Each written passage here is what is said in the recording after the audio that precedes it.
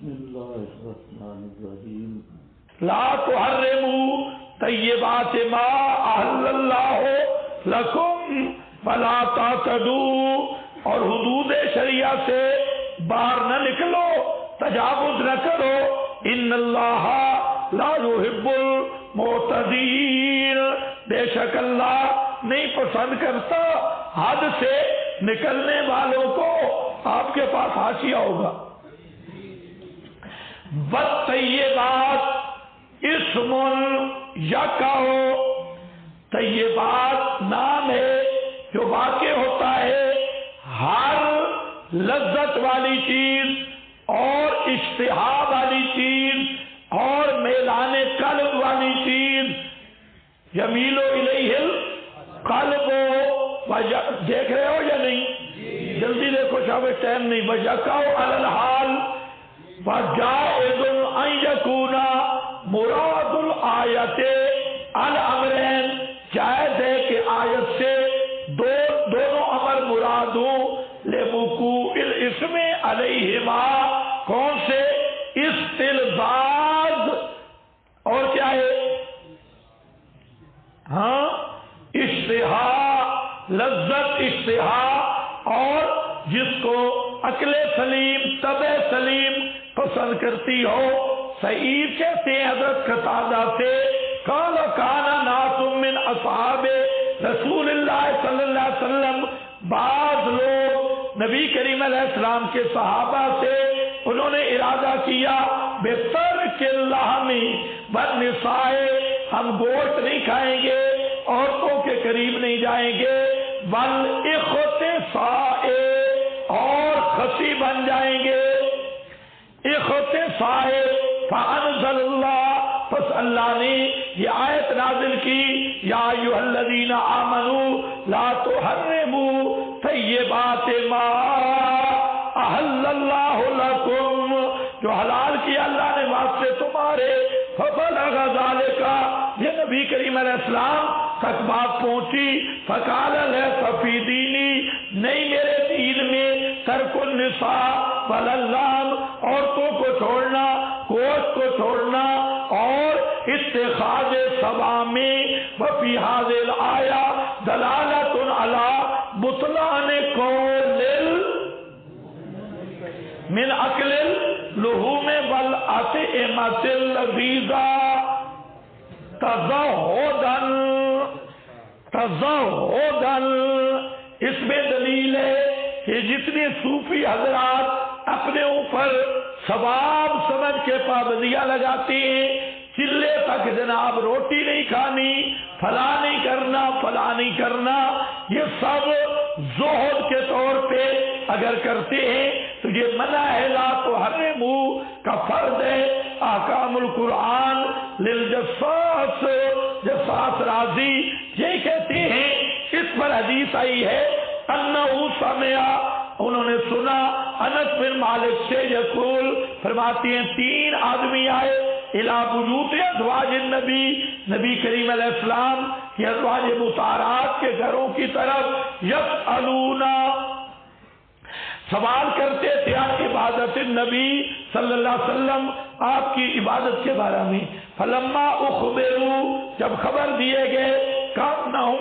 تقالوها، گویا کہ انہوں نے کم سمجھا اس عبادت کو، فقالوا، اور کہنے لگے، اینا نحنو، اینا نحنو من النبی، ہم کہاں پیغمبر کہاں، ہم کہاں پیغمبر، قد غفر لہ ما تقدم من، بولو بولو، من وما تأخر، وما تأخر، صحابہ نے کیا سمجھا، قد غفر لہ، یہ جو اللہ نے فرمایا انا فتحنا لک، لے جاؤ پھر لک اللہ،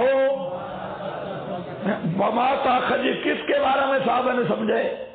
نبی کریم علیہ السلام کے بارے میں۔ صحابہ نے کس کے بارے میں سمجھا؟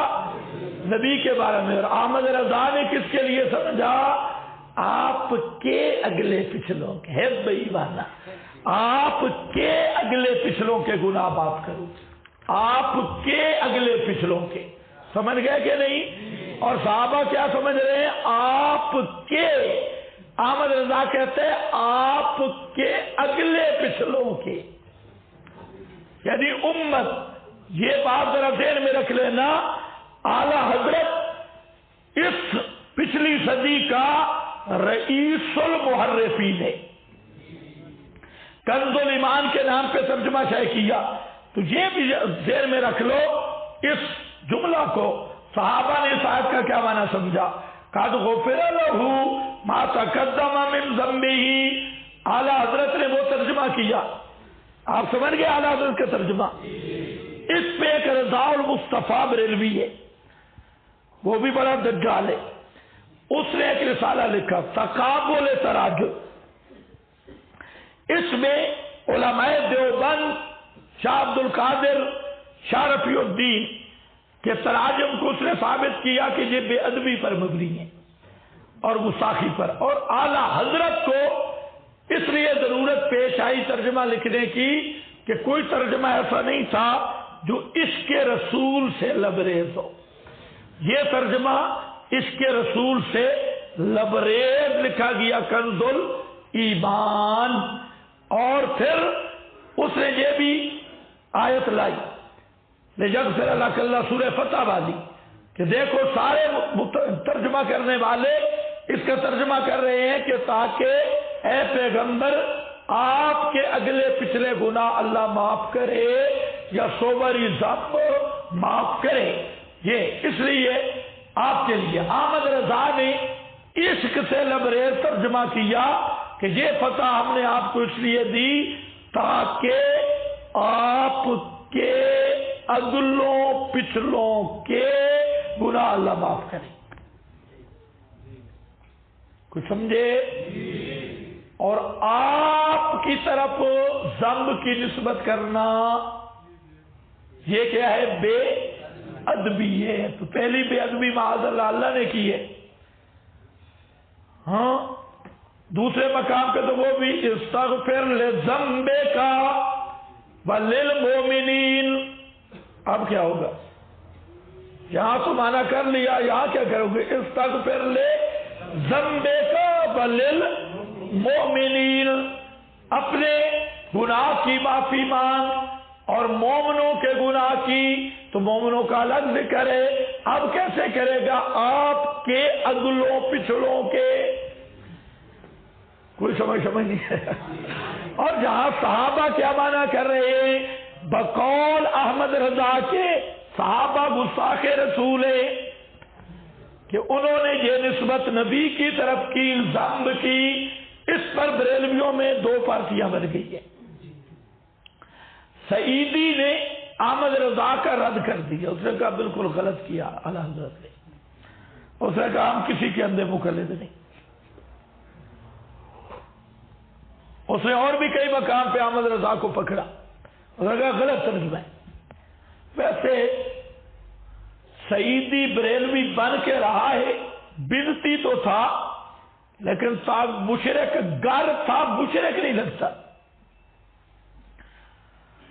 مشرک گر اور مشرک میں فرق ہوتا ہے. خیر اس نے احمد رضا کو صحیح لگایا. اب بریلویوں کے دو طبقے، اتنی کتابیں ہیں ایک دوسرے کے خلاف کہ ذنب کی نسبت نبی کی طرف کرنے والا کافر ہے. اتنی بڑی کتاب میرے پاس ایک اتنی کتاب ہی پڑھی تحقیق ذنب. اس پہ فضول آدمی فضولیات پہ لگی ہے.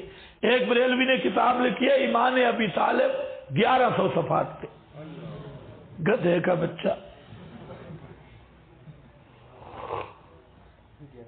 1100 میرے پاس ہے ایمان ابی طالب 1100 صفحات اور ثابت 1100 صفحات میں بھی کچھ بھی نہیں ہوگا. وہی البول القول. تو بعض آدمیوں کو لکیریں کھینچنے کا شوق ہوتا ہے. یہاں پر بھی دیکھو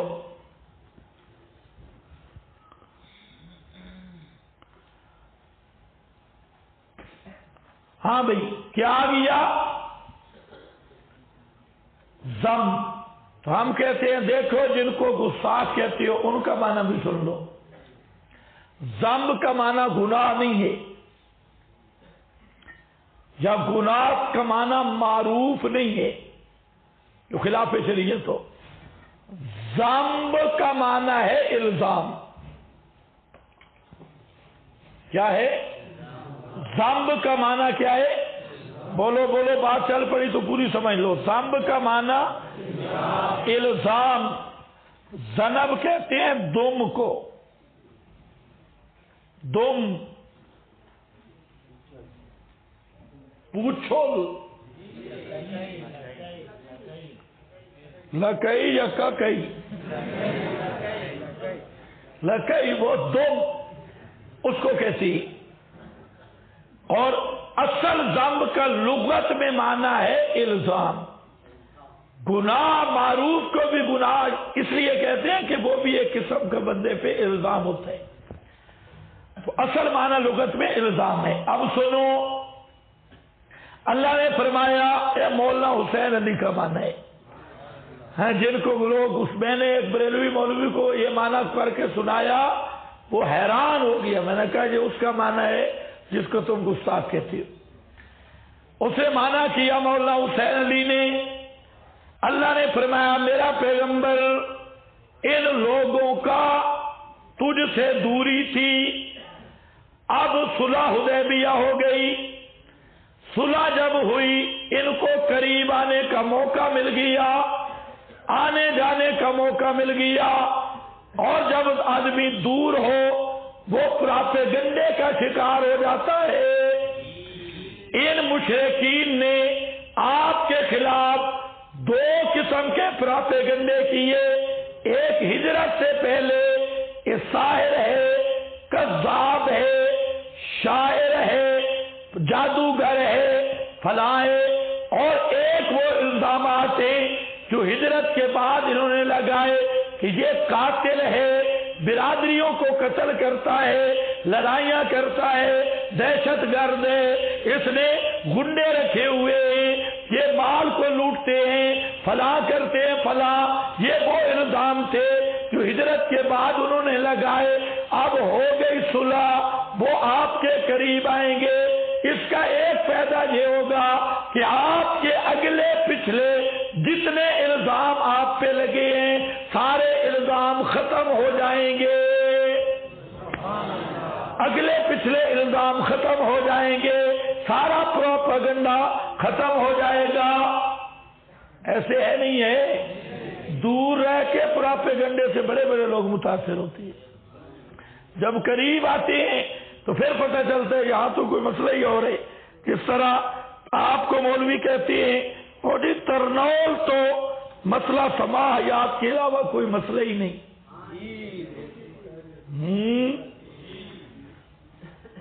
کہاں کوئی مسئلہ نہیں نا؟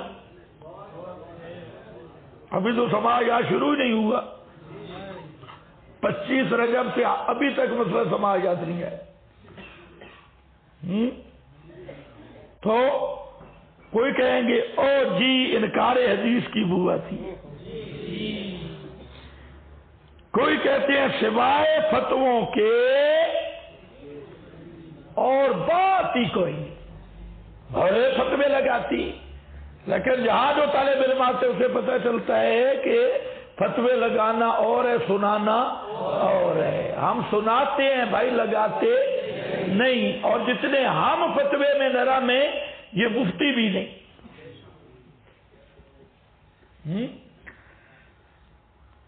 سمجھنے کی بات ہے اگر عقل ہو تو. ہمارا اچھا چلو بات نکل جائے گی. دیکھو آگے 3 آدمی، قال احدهم اما انا فانی اصلی اللیل ابدا. یہ عشاء کے وضو سے صبح کی نماز پڑھنے والا. کوئی سن رہے ہو؟ میں ساری رات ہمیشہ نماز پڑھوں گا. دوسرا بولا انا اصوم الدہر، میں ہمیشہ روزے رکھوں گا. ولا افطر، اور افطار نہیں کروں گا. اور تیسرا بولا انا اعتزل النساء، میں عورتوں کے قریب نہیں جاؤں گا. فلا اتزوج ابدا، مجرد رہوں گا. فجاء رسول اللہ صلی اللہ علیہ وسلم الیہم، اللہ کے رسول آئے ان کی طرف. فقال انتم الذین قلتم کذا و کذا، تم وہ جو یہ کہہ رہے تھے. اما واللہ انی لا اخشاکم للہ واتقاکم، میں اللہ سے تم سے زیادہ ڈرتا ہوں. ہاں، اور لاکنی اصوم و افطر، میں روزہ رکھتا ہوں، افطار بھی کرتا ہوں. واصلی، اور نماز پڑھتا ہوں اور سوتا بھی ہوں. اتزوجو، اور میں نے نکاح بھی کیے ہیں. فمن رغب عن سنتی فلیس منی، جس نے میرے طریق کو چھوڑا اس کا میرے ساتھ کوئی تعلق نہیں. غلو فی العبادات، شرعن معبود نہیں ہے، مذموم ہے. ہاں، شرعن مقصود ہے. الاقتصاد، اتباع السنہ، یہ مقصود ہے. عمل تھوڑا ہو، سنت کے مطابق ہو، اللہ کے ہاں قبول ہے. تو عبادت بھی اتنی مقصود ہے. ہاں، غالی نہ بنو، غلو نہ کرو کسی معاملے میں بھی. کل پڑھا لا تغلو فی دینکم. عن ابی امامہ قال خرجنا مع رسول اللہ صلی اللہ علیہ وسلم فی سریۃ. حضرت ابو امامہ کہتی ہیں میں اللہ کے راستے نکلا تھا. لیکن اللہ کا راستہ کون سا تھا؟ جہاد فی سبیل اللہ. قال فمر رجل بغار فیہ شیء مما، ایک آدمی جناب ایک غار سے گزرا، اس نے پانی دیکھا اور فحدث نفسہ، اس کے دل میں بات آئی بیان یقیما فی ذالک الغار، کسی غار میں ٹھہر جائے اور اس کا کود چود وہ اس وہاں پر ہے، جو اندر ہے وہ کھا لے گا.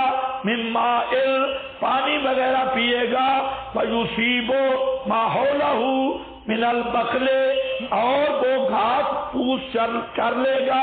ویتخلی من الدنیا، دنیا سے الگ ہو جائے گا. ثم قال لو انی، یہ اس نے سوچا کوئی غار شار دیکھی، پانی تھا، اس نے کہا یار مزے کی جگہ ہے، یہاں عبادت کروں گا، گھاس پھوس کھاؤں گا، اللہ کو راضی کروں گا، واپس نہیں جاتا. دل تو کرتا ہے جب آدمی ادھر پہاڑوں پہ جاتا ہے نا، او چشمے اور اکیلی جگہ، آدمی کہتا ہے جہاں ایک کمرہ ڈال لے اور ادھر ہی بیٹھ جائے، کوئی دنیا کا آدمی واقف بھی نہ ہو، وہاں چشمے سے پانی پیے، نماز پڑھے، 2-4 بکریاں رکھے اور ان کو چرائے اور پوری دنیا سے رابطہ ہی نہ ہو. یہ دل بڑا، ہم ادھر جاتے ہیں تو بڑی جگہ ہمیں نظر آتی ہے آپ کے اوپر پہاڑوں میں. ہاں بھائی، تو اس صحابی کا بھی دل آ گیا، اس نے کہا یار بڑی غار تو اچھی ہے، اور لیکن واہ، صحابہ وہ تھے کہ کوئی کام دین کا آپ کی اجازت کے بغیر نہیں کرتے تھے. اس نے کہا دل میں خیال آیا کہ یار پوچھ ہی لوں. ہاں، لو انی اتیت نبی اللہ، اگر میں آؤں اللہ کے نبی کے پاس، فذکرت ذالک، یہ بات میں آپ کے سامنے ذکر کروں، آپ اجازت دیں، فعلتو، میں کروں گا، نہیں تو نہیں کروں گا. فاتا ہو، آپ کے پاس آیا. فقال یا نبی اللہ، کہا اللہ کے نبی، انی مررت بغار فیہ ماء، میں ایسی غار سے گزرا جس میں پانی بھی تھا اور بکل وغیرہ گھاس بھی. مجھے میرے دل میں آیا یہ کہ اقیمہ پیے اتخلا من الدنیا، دنیا کو چھوڑ کے یہاں رہوں. قال فقال النبی صلی اللہ علیہ وسلم، اب ذرا دیکھ رہے جملہ، زبردست جملہ ہے. فرمایا اللہ کے نبی صلی اللہ علیہ وسلم نے، انی لم ابعث بالیہود یہودیت ولا بالنصرانیت، میں یہودیت لے کے نہیں آیا، نصرانیت لے کے نہیں آیا، بلکہ کس کی ولیکنی وہ اس تو بالحنیفیت السمحا، میں خالص حنیفیت اور توحید لے کے آیا ہوں، حنیفیت لے کے آیا ہوں، یہودیت نہیں۔ والذی نفس محمد بیدہ، قسم اس ذات کی جس کے قبضے میں محمد کی جان ہے، لغدوۃ اور روحۃ فی سبیل اللہ، اللہ کی راہ میں اور جہاد میں۔ بابا فی سبیل اللہ کیا ہے؟ جہاد میں، قتال فی سبیل اللہ، اس میں روحۃ، ایک پہاڑ صبح کا یا ایک پہاڑ شام کا، تھوڑا سا وقت صبح کا، تھوڑا سا شام کا، خیر من الدنیا وما فیہا، پوری دنیا اور جو کچھ دنیا میں ہے اس سے بہتر ہے۔ ولا مقام احدکم فی الصف خیر من صلاتہ 60 سنہ، تمہارا پہلی صف میں کھڑا ہونا، جماعت کے ساتھ نماز پڑھنا، 60 سال کی تنہائی کی نمازوں سے بہتر ہے۔ 60 سال کی تنہائی کی نمازوں سے بہتر ہے، لیکن امام انسان کا بچہ ہو۔ ہاں بھائی، مسند احمد رقم الحدیث پڑھو یہ پھر 2291۔ ہاں بھائی دیکھو، یا عثمان، اور حدیث ہے، اے عثمان ان الرہبانیت، یہ کس کے لیے میں نے لکھی ہے حدیثیں کوئی سمجھ بھی آ رہی ہے؟ یہ رد علی المتصوفہ، یہ اور رد علی المبتدئین، مبتدئین فی الاعمال، جو اعمال میں غلو کرتے ہیں اور بہت ساری اللہ کی حلال کردہ چیزوں کو حرام کر دیتی ہیں۔ فقال یا عثمان ان الرہبانیت لم تکتب علینا، یہ کیا کون سا عثمان ہے؟ عثمان بن مظعون ہے، فرماتی ہیں رہبانیت نہیں لکھی گئی ہم پر۔ افما لک فیہا، کیا نہیں ہے تیرے لیے فیہا اسوۃ، کیا میرا طریقہ تیرے لیے نمونہ نہیں ہے؟ انی اخشاکم، میں زیادہ ڈرنے والا ہوں اللہ سے، احفظکم لحدودہ، اس کی حدود کا زیادہ حفاظت کرنے والا ہوں۔ مسند احمد 25,883، ہاں 93۔ دیکھو آگے